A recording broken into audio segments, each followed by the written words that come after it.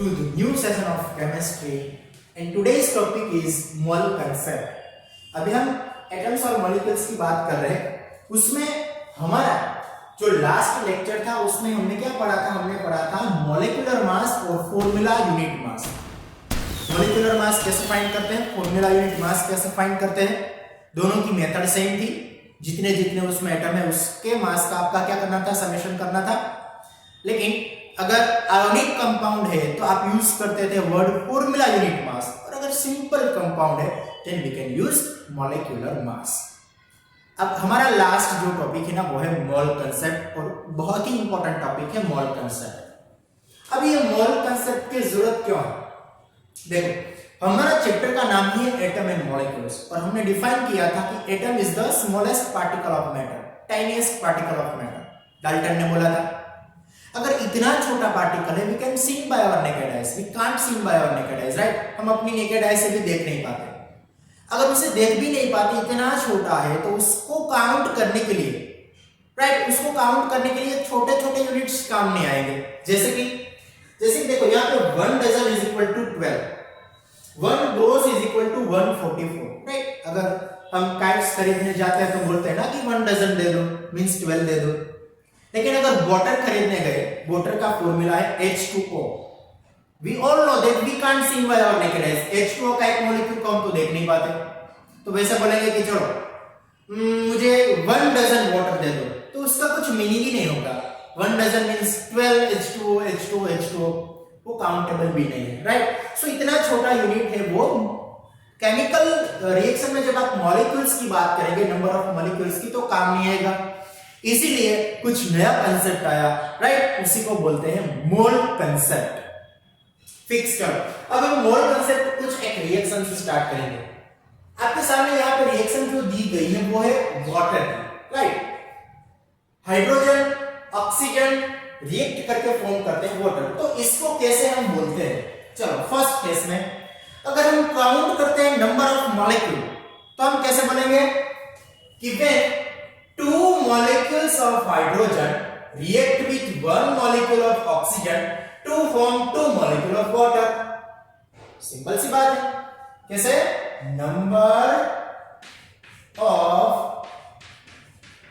Molecule आप ऐसे represent कर सकते हैं। पहला रिप्रेजेंट करने का तरीका है आप नंबर ऑफ मॉलिक्यूल्स को काउंट करो।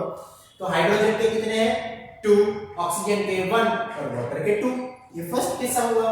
अब सेकेंड में आप उसका मास भी कंसीडर कर सकते हैं। देखो, हाइड्रोजन के यहाँ पे कितने एटम है? 2 2 4, 4 है तो कितना मास हुआ? 4 यूनिफाइड मास, राइट? 4 ग्राम। अभी हम यूज करेंगे ग्राम, राइट?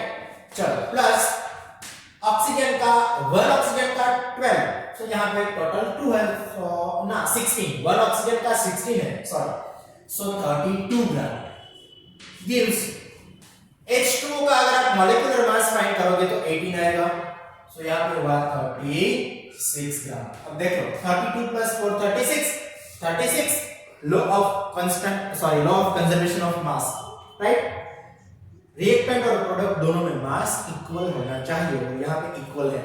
सो दूसरे तरीके से आप कैसे बोलेंगे कि when 4 gram of hydrogen react with 32 gram of oxygen to form 36 gram of water. ये भी तरीका है, आप ऐसे भी इस रिएक्शन को रिप्रेजेंट कर सकते हैं। आप अपनी टेक्स्ट बुक में देखिएगा, वहां पे लिखा है कि we can infer from the above equation that the quantity of a substance can be characterized by its mass or the number of molecules। आप दोनों तरीके से इसे रिप्रेजेंट कर सकते हैं। ये हुआ मास और ये हुआ number of molecules. But a chemical reaction equation indicates directly the number of atoms or molecule taking part in the reaction। आपकी कोई भी रिएक्शन है तो उसमें कितने नंबर ऑफ मॉलिक्यूल्स पार्टिसिपेटेड हो आपको काउंट करना होता है। Therefore, it is more convenient to refer to the quantity of a substance in terms of the number of its molecule or atoms। इसलिए आपको उसके नंबर ऑफ एटम्स और molecules को काउंट करना होगा, राइट? और वो सबसे टफ काम है। सबसे टफ वर्क होगा ना, तो आपको नंबर ऑफ मॉलिक्यूल्स काउंट करना है, वो इजी हो सके। इसी के लिए, इसी वजह से आपका जो कंसेप्ट हुआ मोल कंसेप्ट। अब सिंपल सी बात है, चलो सभी का ध्यान रखना। 1 dozen is equal to 12 numbers. Now next numbers. 1 gross is equal to 144. अगर किसी ने मुझे पूछा कि आपके पास ये जो डस्टर है ना, ऐसे आपको 1 डजन डस्टर है वो कलेक्ट करने हैं, तो मैं कितने कलेक्ट करूंगा? 12 डस्टर, तो हो गया 1 डजन।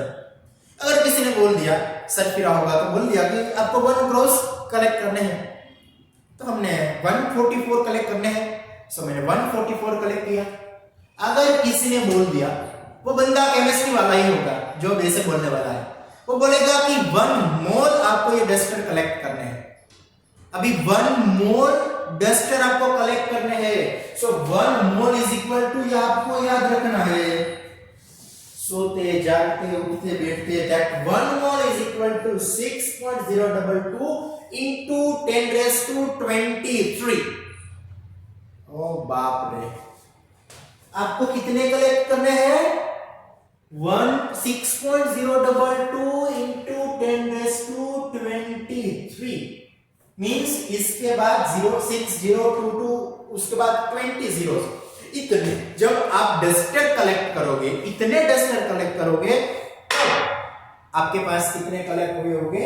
सो कि 1 मोल। अगर मुझे किसी ने बोला कि सर आपको 1 मोल चॉक कलेक्ट करने हैं, 1 मोल चॉक कलेक्ट करने हैं, तो कितने चॉक कलेक्ट करने होंगे मुझे? 6.022 into 10 raised to 23। जब इतने चॉक में कलेक्ट करूंगा, तब वो जो नंबर्स ऑफ चॉक हुए उसे हम बोलते हैं 1 मोल। चलो यहां पर देखो, हमारा पहला एग्जांपल है, वो है 1 mole of carbon atoms, right. 1 mole of carbon atoms की हमें बात करनी है। चलो सभी का ध्यान इधर, यहाँ पे लेफ्ट हैंड साइड पे हम लिखेंगे नंबर ऑफ मॉलिक्यूल्स और राइट हैंड साइड पे हम लिखेंगे मास। लेकिन मास अभी हमें यूनिफाइड मास में नहीं लिखना है, हमें लिखना है ग्राम। चलो, सो 1 मोल ऑफ कार्बन में एटम्स कितने होंगे कार्बन के? अभी 1 मोल का तो फिक्स है ना, कोई भी 1 मोल अगर आपके पास है तो उसके नंबर ऑफ एटम्स कितने होंगे? 6.022 into 10 to the power 23 carbon atoms. एकदम इजी है, राइट। लेकिन राइट हैंड साइड पे आपको क्या लिखना है? मास। सो आपको 1 मोल कार्बन एटम का मास चाहिए। अभी 1 मोल कार्बन एटम का मास आपको तो पता है नहीं, तो उसके लिए यहां पर देखो, ये क्या लिखा है पॉइंट, मोस्ट इंपोर्टेंट पॉइंट है ये, कि the mass of 1 mole of a substance is fixed. आपके पास 1 मोल अगर कोई भी पार्टिकल से, कोई भी एटम से, कोई भी मॉलिक्यूल है, तो उसका मास फिक्स है। कैसा है? the mass of 1 mole of a substance is equal to its relative, atom होगा तो एटॉमिक मास और मॉलिक्यूल है तो मॉलिक्यूलर मास। आपको अगर हमने पिछले वीडियो में पढ़ा था मॉलिक्यूलर मास कैसे फाइंड करते हैं, एटॉमिक मास का तो आपको पता ही है, number of proton plus number of neutrons, right. चलो, तो अगर एटम है तो उसका एटॉमिक मास, और अगर मॉलिक्यूल है तो उसका मॉलिक्यूलर मास जितना है उतना 1 मोल होगा। देखो एग्जांपल से ही पढ़ते हैं। 1 मोल कार्बन एटम्स के नंबर ऑफ मॉलिक्यूल तो फिक्स है, लेकिन उसका मास, तो कार्बन है एटम, तो एटम कार्बन का एटॉमिक मास कितना है? 12। सो 12 अब मैं लिखूंगा ग्राम, क्योंकि हम मोल की बात कर रहे हैं, राइट। सो 12 ग्राम जब आपके पास कार्बन होगा तब उसमें कितने मॉलिक्यूल होंगे? चलो यहां पर थोड़ा सा ध्यान देना, आपके पास 12 ग्राम कार्बन है तो उसको कितना बोलते हैं? 1 मोल, राइट। और 1 मोल में कितने मॉलिक्यूल है? 6.022 into 10 to the power 23। तो उसका मीनिंग तो ये हुआ ना कि 12 ग्राम जब आपके पास कार्बन होगा, जब आपके पास 12 ग्राम कार्बन होगा तो उसमें कितने मॉलिक्यूल है? डायरेक्टली यहां पे देखो, 6.022 into 10 to the power 3 carbon atom. So 12 gram carbon में इतने मॉलिक्यूल है। अगला एग्जांपल है 1 मोल ऑफ हाइड्रोजन एटम। चलो लेफ्ट हैंड साइड हम लिखेंगे नंबर ऑफ एटम्स, क्योंकि यहां पे हाइड्रोजन एटम है, तो कितने होंगे? 1 मोल में तो फिक्स है 6.022 into 10 to the power 23 hydrogen atoms. Right hand side पे हमें लिखना है मास, अब ग्राम में लिखना है, और एटम है तो उसका atomic mass. So atomic mass of hydrogen is 1, but हम यूनिट क्या लिखेंगे बच्चे? अभी यहाँ पे यूनिफाइड मास और ग्राम। सो अभी बात मोल की हो रही है, सो हमें लिखना है 1 ग्राम हाइड्रोजन एटम्स। सो आपके पास अगर 1 ग्राम हाइड्रोजन है, देखना आपके पास अगर 1 ग्राम हाइड्रोजन है, सो उस 1 ग्राम हाइड्रोजन में कितने मॉलिक्यूल्स हो गए, सॉरी कितने एटम्स हो गए, 6.022 into 10 to the power 23, उसका मीनिंग 1 मोल। चलो next, 1 mole of any particle, फिर वो एटम होगा, मॉलिक्यूल होगा, कंपाउंड होगा, anyone, 1 mole of any particle, so उसके नंबर भी कितने हो गए फिक्स, 1 मोल है तो 6.022 into 10 to the power 23, any particle, अपने मतलब लखू पड़ेगा, we have to write that any particle 6.022 into 10 to the power 23. so अब मास, तो मास में लिखेंगे ना कि अगर मॉलिक्यूल है तो मॉलिक्यूलर मास, अगर मॉलिक्यूल है तो मॉलिक्यूलर मास, और अगर आपका एटम है तो एटॉमिक मास। हम लिखेंगे relative mass of those, relative mass of those particle in ग्राम, ये लिखना होगा इन ग्राम, कि आपको उसका जो भी रिलेटिव मास है, जो भी पार्टिकल से एटम मॉलिक्यूल जो भी है उसका मास, लेकिन उसको आपको ग्राम में लिखना पड़ेगा। और last one, 1 mole of molecules, तो 1 मोल में पार्टिकल तो फिक्स है बच्चों, अभी उसमें कुछ चेंज होगा नहीं, 6.022 into 10 to the power 23, so molecule है तो मॉलिक्यूल्स, और मास क्या होगा, चलो मास क्या होगा, सो मॉलिक्यूल है तो मॉलिक्यूलर मास इन ग्राम। अगर वहां पर एटम मैंने लिखा होता तो कि 1 मोल ऑफ एटम, तो ये तो फिक्स रहता 6.022 into 10 to the power 23 atoms, वहां पे क्या लिखना पड़ता, एटम है तो एटॉमिक मास इन ग्राम। तो ये आपका हो गया कन्वर्जेशन। देखो 1 मोल में पार्टिकल फिक्स है, देखो यहां पे सारे पार्टिकल फिक्स है 6.022 into 10 to the power 23, लेकिन आपका अगर उसको मास में कन्वर्ट करना है तो अगर एटम है तो एटॉमिक मास और मॉलिक्यूल है तो मॉलिक्यूलर मास, राइट। इससे आप मोल को कंसेप्ट कर, सॉरी मोल के साथ उसका रिलेशन है वो आप एस्टैब्लिश कर सकते हैं। एक सिंपल सी बात, सिंपल सा एग्जांपल मैं आपको दूंगा कि 1 मोल कार्बन मींस 12 ग्राम, तो अगर 2 मोल पूछा होता तो 1 मोल में 12 ग्राम है तो 2 मोल में कितने ग्राम होते, 24 ग्राम। क्या 1 मोल हाइड्रोजन एटम का मास है 1 ग्राम, तो किसी ने मुझे पूछा कि आपके पास 2 ग्राम हाइड्रोजन है तो कितना मोल हुआ, 1 ग्राम है तो 1 मोल, तो 2 ग्राम में कितना मोल होगा, 2 gram, right. So this is the conversion of mole to mass. लेकिन हमें याद रखना है कि ये 1 mole is equal to 6.022 into 10 to the power 23, ये हमें भूलना नहीं है। अब एक एवोगैड्रो नंबर ही इसे बोला जाता है, 1 mole is equal to 6.022 into 10 to the power 23 is equal to Na, Na means Avogadro number. So ये जो है ना 6.022 into 10 to the power 23, उसे एवोगैड्रो नंबर भी बोला जाता है, right.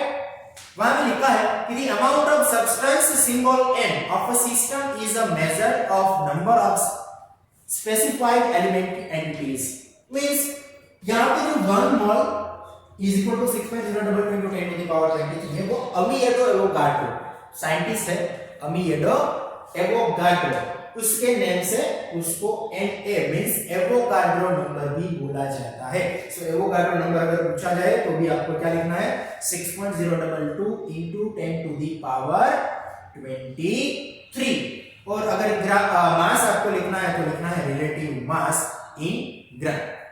Thus the mole is the chemist counting unit.